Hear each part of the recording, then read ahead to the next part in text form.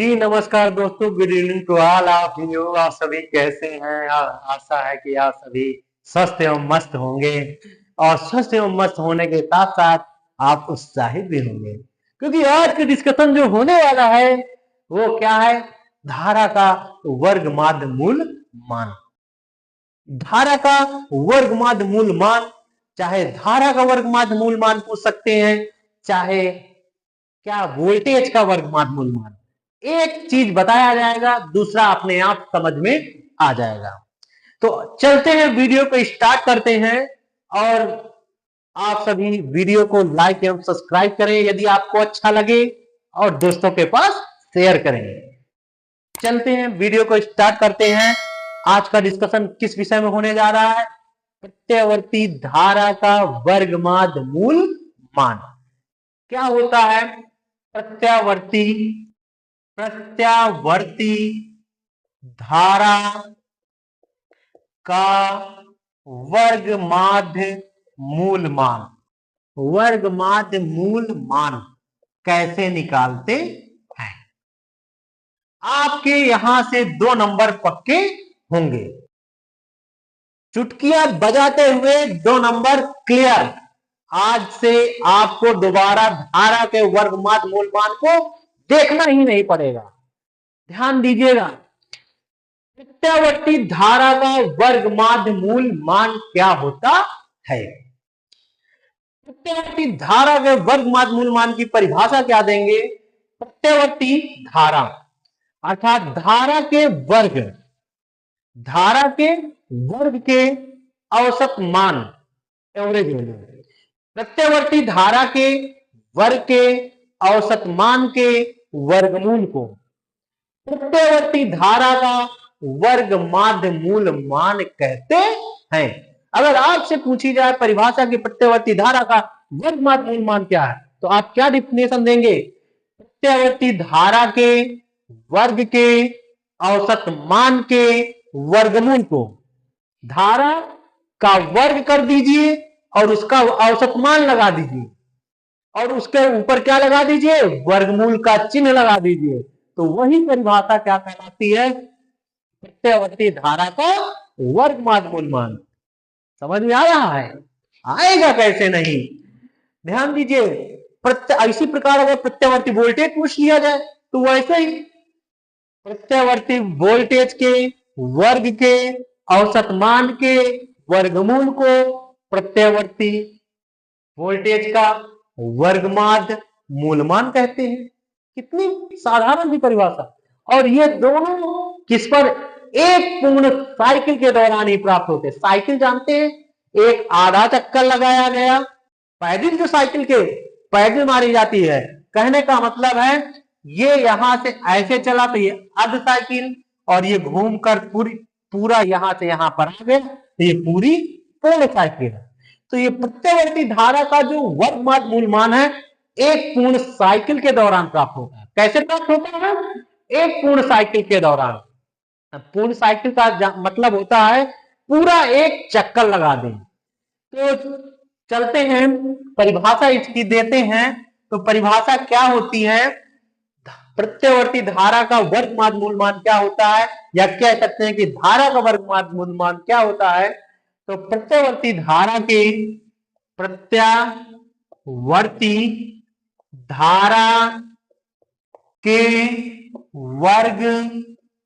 के औसत मान के वर्गमूल को प्रत्यावर्ती धारा के वर्ग के औसत मान के वर्गमूल को प्रत्यावर्ती धारा का वर्ग माध्य मूल मान कहते हैं। ध्यान दीजिए, प्रत्यावर्ती धारा के वर्ग के औसत मान के वर्गमूल को प्रत्यावर्ती धारा का वर्ग माध्य मूल मान कहते हैं। इसे I RMS से प्रदर्शित करते हैं, से प्रदर्शित करते हैं। ध्यान दीजिएगा, इसे IRMS से प्रदर्शित करते हैं। IRMS बराबर अब परिभाषा के अनुसार क्या होगी, इसके अनुसार तब धारा का वर्ग माध्य, धारा का वर्ग माध्य मूल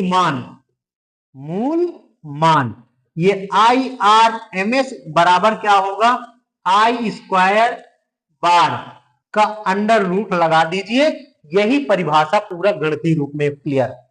धारा के वर्ग के औसत मान के वर्गमूल को प्रत्यावर्ती धारा का वर्ग मूल मान कहते हैं।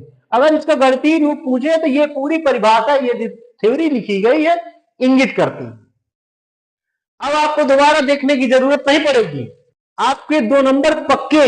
अगर आपको अच्छा लग रहा हो तो वीडियो को लाइक करिए, चैनल को सब्सक्राइब करिए और दोस्तों के पास शेयर करिए। देखते हैं प्रत्यावर्ती धारा के वर्ग माध्य मूल मान, प्रत्यावर्ती धारा के वर्ग के औसत मान के वर्गमूल को प्रत्यावर्ती धारा का वर्ग माध्य मूल मान कहते हैं, इसे IRMS से प्रदर्शित करते हैं। यह एक पूर्ण साइकिल के दौरान प्राप्त होता है। किसके दौरान प्राप्त होता है, यह एक पूर्ण साइकिल के दौरान प्राप्त होता है, के दौरान प्राप्त होता है। ध्यान दीजिए, पूर्ण साइकिल के दौरान प्राप्त होता है। तो एक पूर्ण साइकिल के दौरान अब हम निकालते हैं, इसका डेरिवेशन कैसे करते हैं, वैल्यू इसकी कैसे निकालते हैं। एक पूर्ण साइकिल के दौरान, एक पूर्ण साइकिल के दौरान, एक पूर्ण साइकिल के दौरान प्रत्यावर्ती धारा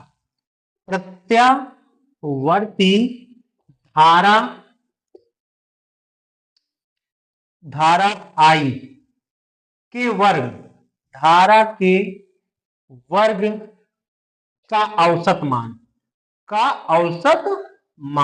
ध्यान दीजिए, औसत मान निकालते हैं, इसे कहते हैं I स्क्वायर बार। ये जो थ्योरी लिखी गई I स्क्वायर बार, प्रत्यावर्ती धारा के वर्ग का औसत मान, ये कैसे प्राप्त होता है, एक पूर्ण साइकिल के दौरान। तो एक पूर्ण साइकिल के दौरान 1 कितना होगा, ये T, 0 to T I square होगा। ध्यान दीजिए, I स्क्वायर ये DI होगा।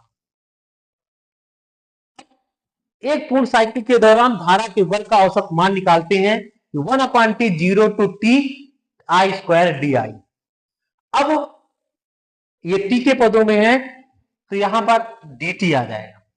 अब आपको धारा, क्योंकि प्रत्यावर्ती धारा समीकरण क्या होता, I equal to I naught sine omega T.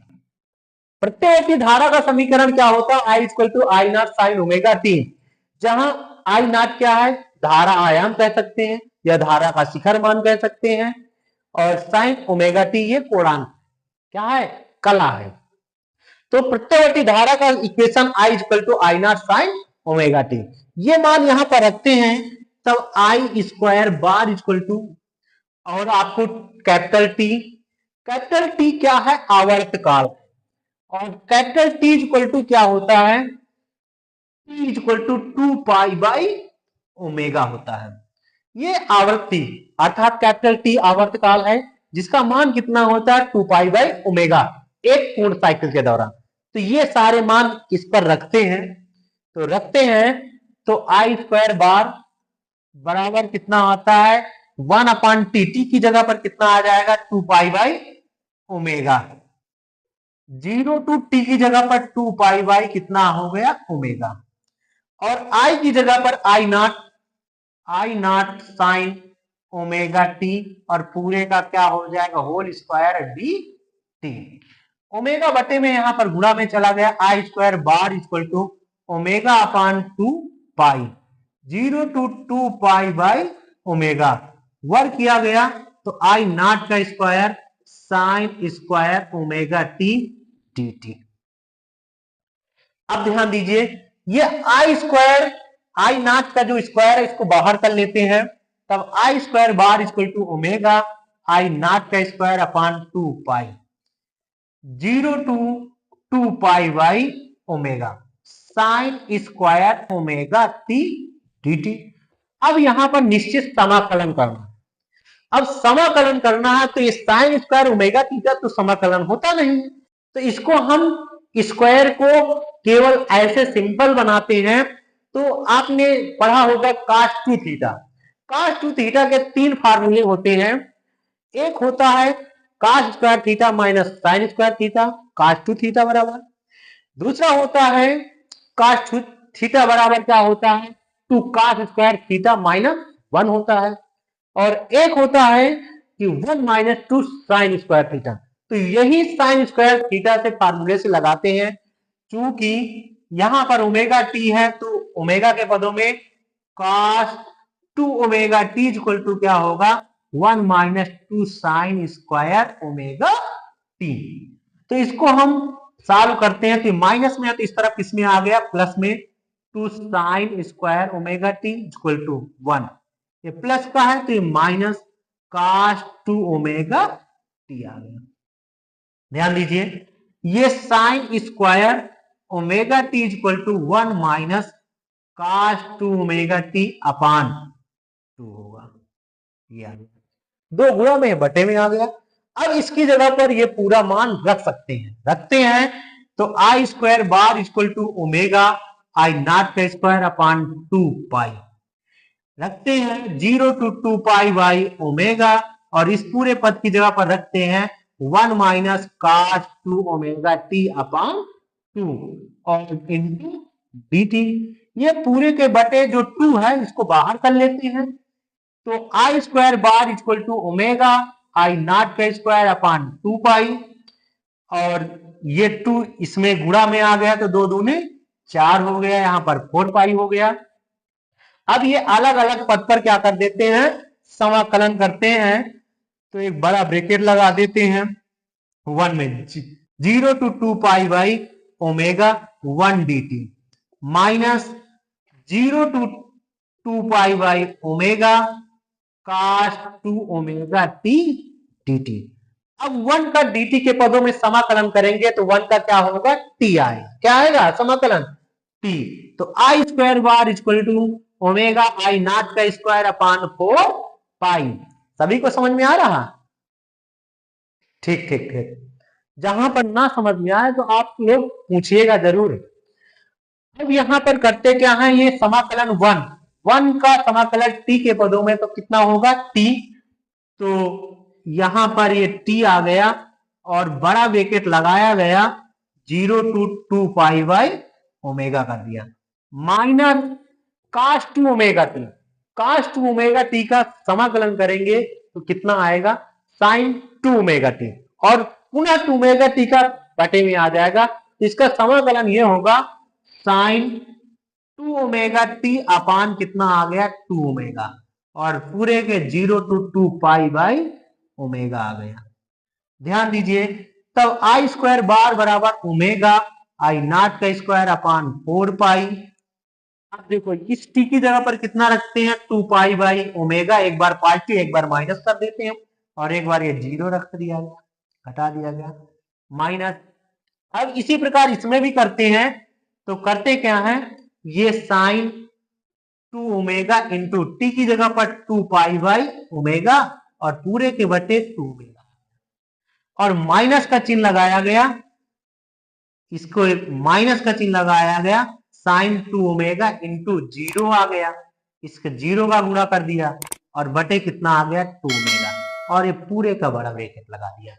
ध्यान दीजिए, इसमें मान रखा गया, एक बार ये रख दिया गया और इसे एक बार टी की जगह पर ये 0 रख दिया गया, घटा दिया गया। अब करते क्या है, I square bar equal to omega I not का स्क्वायर अपान 4 पाई। अब ध्यान दीजिए, ये तो बाहर हो गया, तो ये कितना बचा यहाँ पर 2π/ओमेगा, ये जीरो कैंसिल हो गया, माइनस इस ओमेगा से ओमेगा कैंसिल, दो दूनी कितना हो गया 4π, तो sine 4π/2 omega, minus minus plus हो गया, कितना पूरा क्या हो गया जीरो, साइन 0/2 ओमेगा। ध्यान दीजिए साइन 0 का मान कितना होता है जीरो, साइन 4π का भी मान कितना होता है जीरो, ये दोनों पद पूरे जीरो हो गए, केवल इतने का इतने गुणा हो गया, I square bar equal to omega I not का स्क्वायर अपान 4π इंटू 2π/ओमेगा, पाई से पाई कैंसिल, दो दूना चार कैंसिल, ओमेगा से omega cancel, I square bar equal to बचा कितना आई स्क्वायर नॉट बटे 2 आ गया। ध्यान दीजिएगा यहां पर जो बचा वो मान कितना आ गया आई स्क्वायर, आई नॉट का स्क्वायर बचा, यहां पर 2 बचा, तो अब ये मान रखते हैं, इतना सभी को समझ में आ गया। इस तरफ ये सफा कर देते हैं परिभाषा को, ध्यान दीजिएगा। अब इसको करते क्या है, जब ये आई स्क्वायर बार का मान जब पता चल जाता है तो परिभाषा लगा देंगे। ध्यान दीजिएगा कैसे परिभाषा लगाते हैं।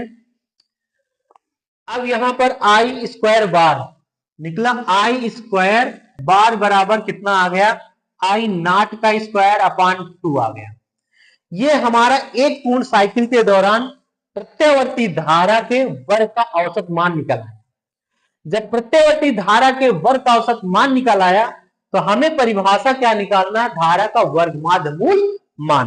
तो अब धारा के वर्गमाद मूल मान की परिभाषा लगाते हैं धारा के वर्गमाद मूल, धारा का वर्गमाद मूल मान की परिभाषा, मूल मान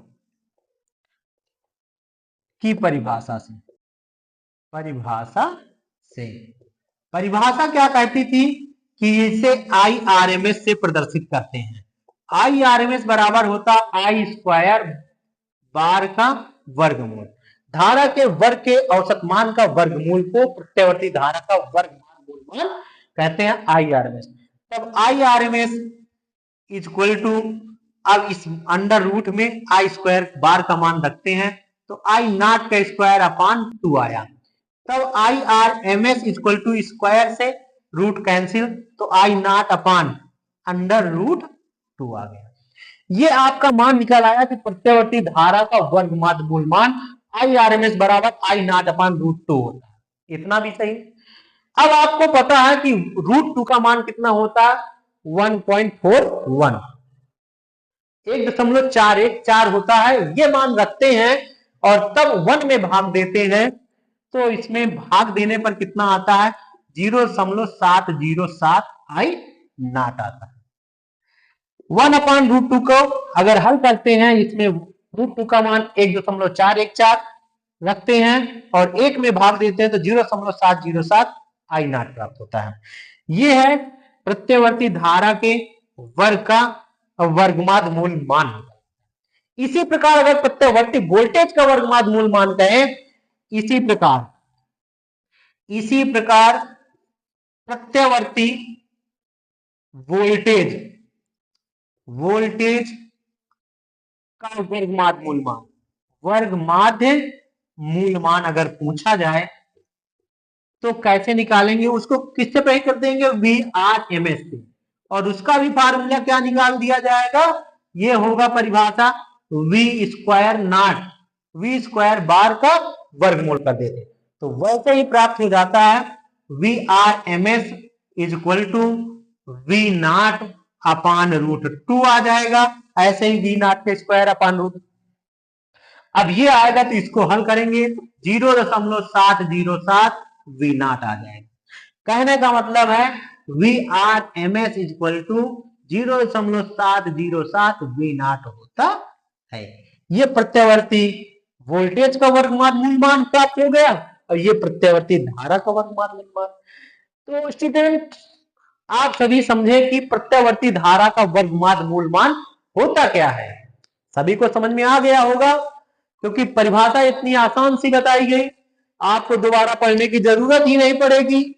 बताया गया कि धारा के वर्ग के औसत मान को, वर्गमूल को प्रत्यावर्ती धारा का वर्गमाद मूलमान कहते हैं। इसी प्रकार अगर वोल्टेज का वर्गमाद मूल का मान कहा जाए तो प्रत्यावर्ती वोल्टेज के वर्ग के औसत मान के वर्गमूल को प्रत्यावर्ती वोल्टेज का वर्गमान मूलमान कहते हैं। उसे क्या कहेंगे, Vrms से प्रयोग करते हैं, धारा को Irms से प्रयोग करते हैं। और ये इसका मान किसके दौरान प्राप्त होता है, एक पूर्ण साइकिल के दौरान प्राप्त होता है। अगर आप लोगों को समझ में आया हो तो वीडियो को लाइक एंड सब्सक्राइब करें चैनल को, और thanks for watching this video.